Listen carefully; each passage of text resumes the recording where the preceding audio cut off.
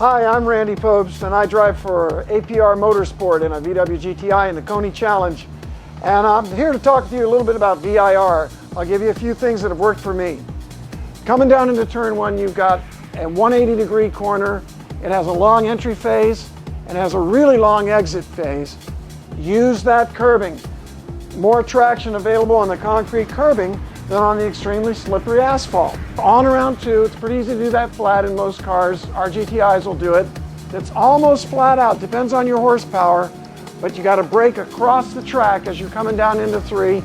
I'm always a little bit careful there because if I'm a little too aggressive, I get big trouble. NASCAR 3, the brake zone, is at an angle, so you've got to get that really right. And anytime you're cornering and braking, you got to be more gentle with your inputs. From 3 down into 4, short straightaway, turn 4, tighter than it looks. I like to come into that corner hard, again, using the brakes to help turn the car really tight. All depends on how it's handling. I've driven several different kinds of cars here, but the GTI likes a lot of trail braking because it's a compromised corner. I take turn 4 a little tighter, come out in the middle of the road so that I can go around turn 5 accelerating as hard as possible. How do you know how much to compromise? How tight to go in 4? How fast can you do turn 5? That's the question. Turn 5 is the exit. You're working your way down the road. You want to build up faster, faster, faster. From 5, long sweeping, increasing radius curve again. We like them. Into 5A. Hot tip for 5A. Let off the gas just a little bit. Here in 5A, let off just a little bit.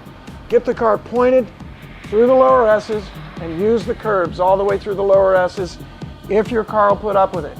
If it won't, adjust it so it will. It'll pay off. Little curb on 5A, little curb on the left in 6, little curb on the right in 6A. Straightaway leads you under the bridge. You got a lot of time to get nervous before you go to the climbing S's. The fastest, most entertaining, most intimidating maneuver on any track in North America, in my opinion. Also a great place to catch those people that aren't as brave as you are. Key to the climbing S's is right here in turn 7.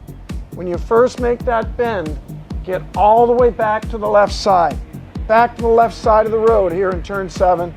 And that'll help you work all the way through the climbing S's. Top of the hill. Turn 9 is another compromise corner in my opinion. I only track out about halfway across the road here in 9. Just about halfway, so that I can be all set up for turn 10, which goes steeply downhill. Right here on the exit of 10, it goes steeply downhill.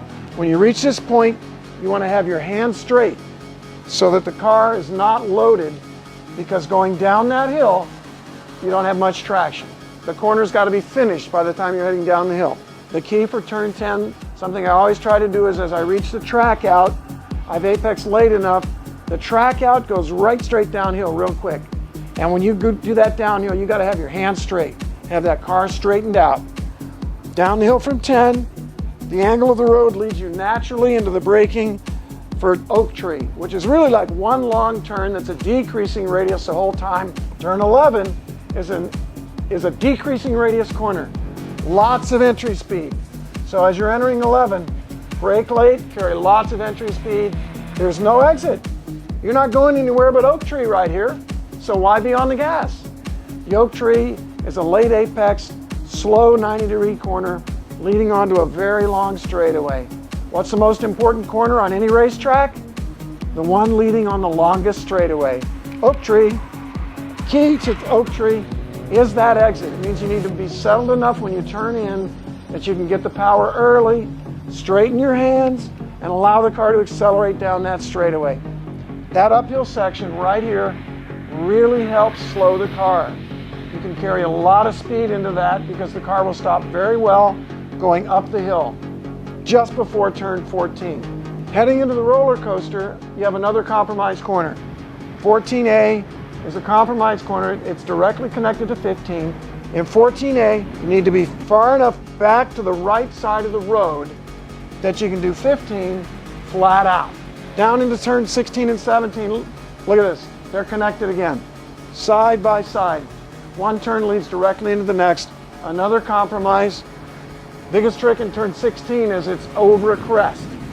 Apex turn 16 late enough that you can get a really good shot out of turn 17 because it leads onto this straightaway all the way back to 1. At the bottom of hog pen, the car compresses again. You have tremendous traction from the Hoosier tires because of the centrifugal force driving you into the pavement. Apex 17 late enough that you can go all the way around 17A with full or near full acceleration on up the straightaway through the start finish, and you start thinking about your brake zone into turn 1. It's a very late, straight, solid brake zone. A lot of time can be gained by braking very late into turn 1 and carrying the brake all the way down to that curb. Remember at the beginning of the lap? Get down to the curb with your inside wheel. I always love coming to VIR. It is my second favorite racetrack in all of North America. And the reason is a combination of all the compromise corners that we talked about, and really the signature of this track at VIR is the climbing S's. And our VW GTIs are great there, thanks to APR tuning and APR Motorsport. I hope to see you there.